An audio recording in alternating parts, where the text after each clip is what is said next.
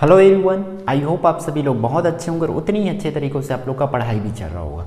इस वीडियो में हम लोग देखने वाले हैं आपका कक्षा 10वीं गणित का अध्याय 11 से प्रमेय को। प्रमेय नंबर 1 को देखेंगे, जिसे हम लोग बोलते हैं या हम लोग के एग्जाम में आता है थेल्स प्रमेय या आधारभूत समानुपातिक प्रमेय से। ये इंपॉर्टेंट प्रमेय है क्योंकि इस प्रमेय को पढ़ने के बाद ही हम लोग का आगे का प्रश्नावली बनने वाला है, इसलिए इसको पहले ही देख लेते हैं प्रमेय को। ठीक है, थेल्स प्रमेय का इसका कथन क्या है? आधारभूत समानुपातिक प्रमेय बोला जाता है। ठीक है, तो इस आधारभूत समानुपातिक प्रमेय का एग्जाम में कैसे आएगा? या बोल देंगे कि कथन लिखो और सिद्ध करो।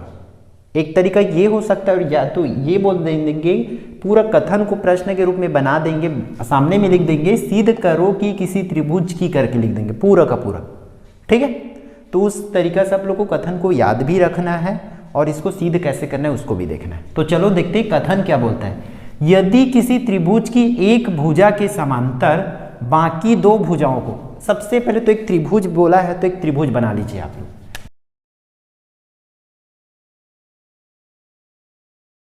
एक त्रिभुज बन गया।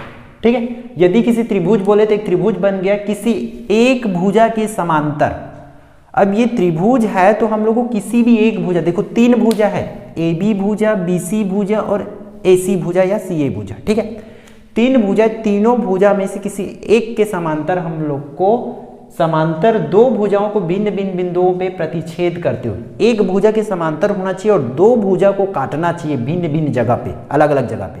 ठीक है, मान के चलो ये यहां देखो ये त्रिभुज है, तो या तो हम लोग इसको समांतर ले सकते हैं या तो ऐसा समांतर ले सकते हैं इसके, या तो तीसरा कंडीशन हम लोग ऐसा समांतर ले सकते हैं। ठीक है, तीन कंडीशन है, तीनों में से एक समांतर लेना है। अगर समांतर लेना है तो रेखा खींचना है, दो को काटना चाहिए, या तो ये ऐसे इसको और इसको काटे या इसको देखो दो ठो कट हो रहा है ना, या इसको कट हो रहा है। हम लोग तीनों में से किसी एक डायग्राम को बना सकते हैं ऐसा। ठीक है, तो हम लोग आप लोग की बुक में यहां लेते हैं पहला वाले में ऐसे, इसके समांतर लेते हैं बीसी के समांतर, ये क्लियर है। इसका नाम दे देते हैं डी और ई। ये हुआ हम लोग का डायग्राम। क्लियर है यहां तक? तब हम लोग को सिद्ध करना है, खींचा जाए तो यह रेखा जो अभी रेखा खींचे है, डी रेखा खींचे है, वो क्या करता है दोनों भुजाओं को, कौन कौन सी, इस वाले भुजा को और इस वाले भुजा को समान अनुपात में मतलब बराबर रूप में बांटता है करके सिद्ध करना है हम लोग को। ठीक है, अब देखो दिया क्या क्या है। दिया है त्रिभुज ए बी सी में बीसी का समांतर कौन है? D E. इतना बस दिया। त्रिभुज ए बी सी में बीसी समांतर है किसके? डी के समांतर। हम लोग डी के समांतर लिए हैं। ठीक, अब हम लोग को सिद्ध क्या करना है, इसको देखो सिद्ध करना है। क्या सिद्ध करना है कि ये समान रूप से बांटता है। कैसे? ए डी बटा डी बी करता है बराबर उसको ए ई बटा ई सी करता है, यही बराबर रूप में बांटता है करके हम लोग को सिद्ध करना है। इतना आप लोग याद रखो।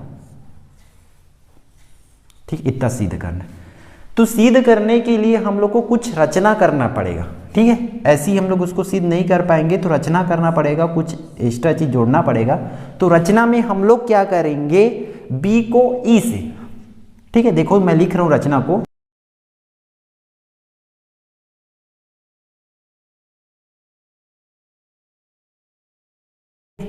कर दीजिए आप लोग इसको डायग्राम में। बी को किससे मिलाना है? बी को ई से।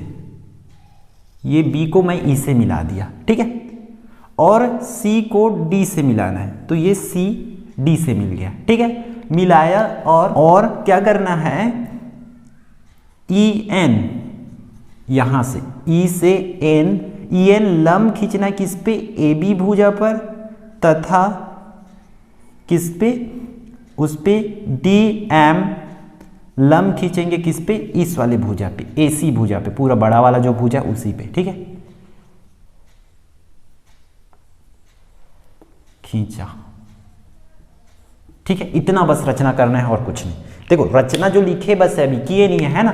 तो देखो यहां से हम लोग को ऐसे एक लंब खींचेंगे तो इसको नाम देना है ई एन, और डी से एम लंब खींचना है तो इसको नाम देना है एम। क्लियर है? इतना रचना करना है आप लोग की इसके लिए। यहाँ तक क्लियर होगा आप लोग का? ठीक है, बी को ई से मिलाया, बी को ई से मिला दिया तथा सी को डी से मिलाया, फिर उसके बाद हम लोग लंब खींच दिए इस पे। ठीक है, देखो यहाँ सब क्या करना है, हम लोग को त्रिभुज का क्षेत्रफल लेना है। तो हम लोग कौन से त्रिभुज लेंगे? त्रिभुज ए डी ई का क्षेत्रफल। ठीक है, क्षेत्रफल का सूत्र आप लोग को पता होगा, क्या होता है? 1/2 लंबाई आधार गुणित 1/2 आधार गुणित ऊंचाई। ठीक है, ये होता है त्रिभुज का क्षेत्रफल।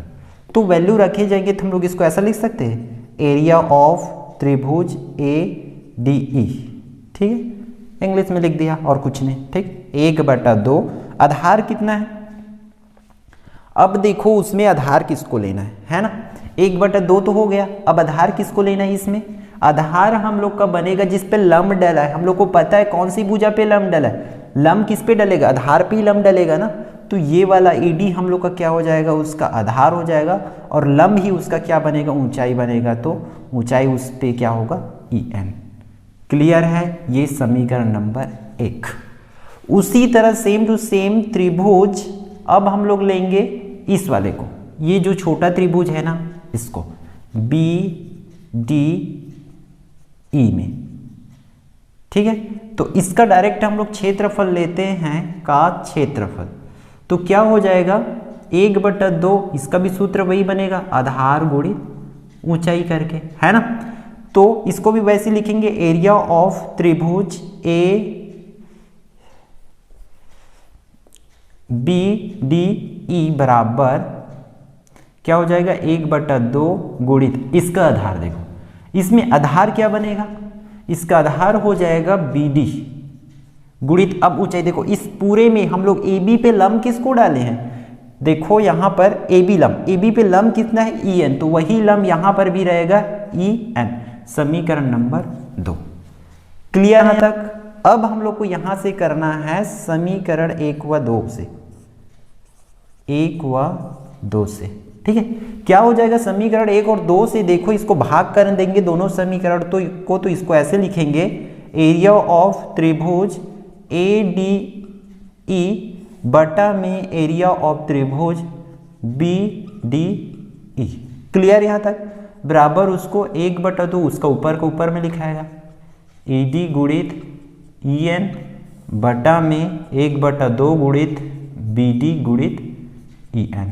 ठीक है, अब जैसे कि आप लोग देख पा रहे हैं यहाँ 1/2 कैंसिल होगा, उसी तरह EN और EN कैंसिल हो जाएगा, है ना। तब इसको हम लोग लिखेंगे same to same area of त्रिभुज ADE बटा में एरिया ऑफ त्रिभुज BDE बराबर बचेगा AD बटा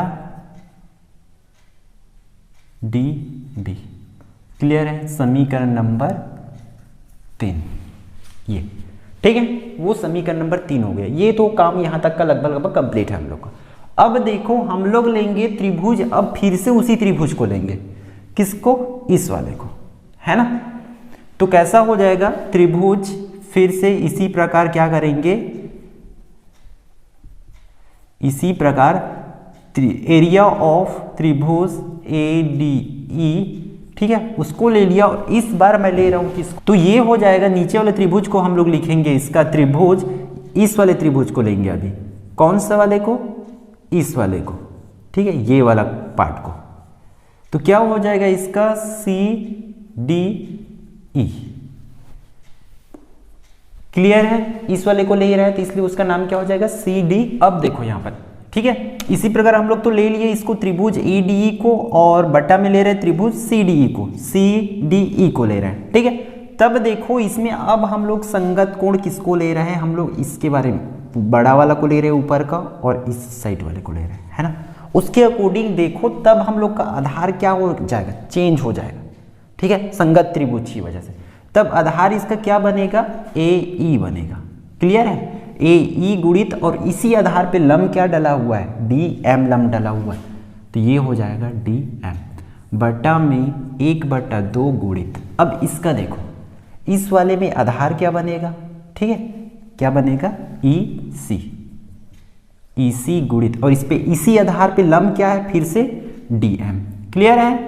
ठीक। अब देखो ये 1/2 1/2 कैंसिल होगा, उसी तरह DM और DM कैंसिल होगा, तो बचेगा क्या AE/EC। ये क्या है? एरिया ऑफ त्रिभुज ADE बटा में एरिया ऑफ आप लोग को लेना है त्रिभुज CDE। क्लियर? समीकरण नंबर 4। अब देखो समीकरण 3 और 4 को देखते हैं तो इसका ऊपर वाला तो सेम है बट नीचे वाला सेम नहीं, और हम लोग को इसको दोनों को आपस में बराबर मिलाना है ना, सिद्ध करना है उसके अकॉर्डिंग से। यहां देख पा रहे हैं आप लोग, है ना, ED/DB बराबर AE/EC लाना है, तो उसके लिए ये नीचे वाला भी आपस में बराबर होना चाहिए। देखो तब क्या कर सकते हैं, है ना, तब हम लोग ये करेंगे, यहां पर देखो इसको मैं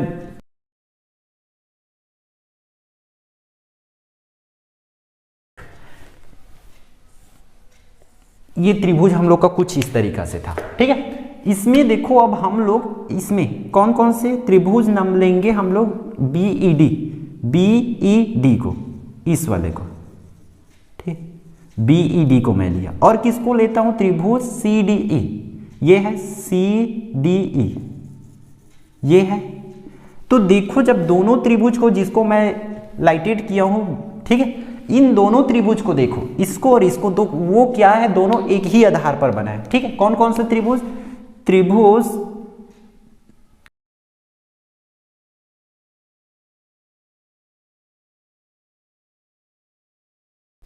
बना है, तब क्या होगा, ठीक है, दोनों एक ही आधार पर बना है ना, तब क्या होगा, त्रिभुज BED बराबर होंगे त्रिभुज CDE का। क्लियर है?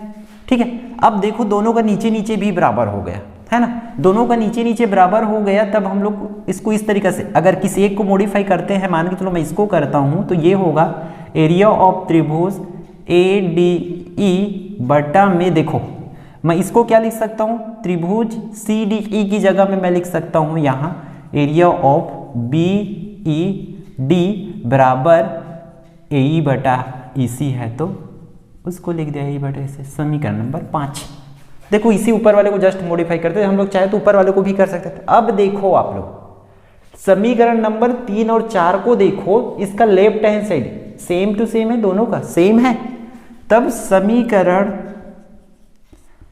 3 व 5 से, ठीक है, दोनों का जब लेफ्ट हैंड साइड बराबर है तो उसका राइट हैंड साइड क्या भी होगा, आपस में बराबर होगा, AD/DB बराबर AE/EC लिखेंगे। क्लियर है? यही हम लोग को सिद्ध करना था, सिद्ध हुआ। यही क्या है, आधारभूत समानुपातिक प्रमेय है। क्लियर? इसमें देखो आप लोगों को कंफ्यूज नहीं होना है। कंफ्यूज कहां पर होगा, सभी लोग आप जहां कहीं पर भी देखेंगे इस एंगल को, इस त्रिभुज को अलग अलग लिया है, तो उससे आप लोगों को कंफ्यूज नहीं होना है, इसी वे से बनाना है, ठीक है। क्योंकि हम लोग किसी भी त्रिभुज को कोण को 3 तरीके से लिख सकते हैं, इसलिए ऐसा होता है कंफ्यूजन, ठीक है। आई होप ये वीडियो आपके लिए यूजफुल रहा होगा। तो यदि आप चैनल पर नए तो चैनल को सब्सक्राइब जरूर करें, जिससे आपको इसी तरह के यूजफुल कंटेंट का बेनिफिट मिलते रहे, ठीक है। मिलते हैं अगली वीडियो में।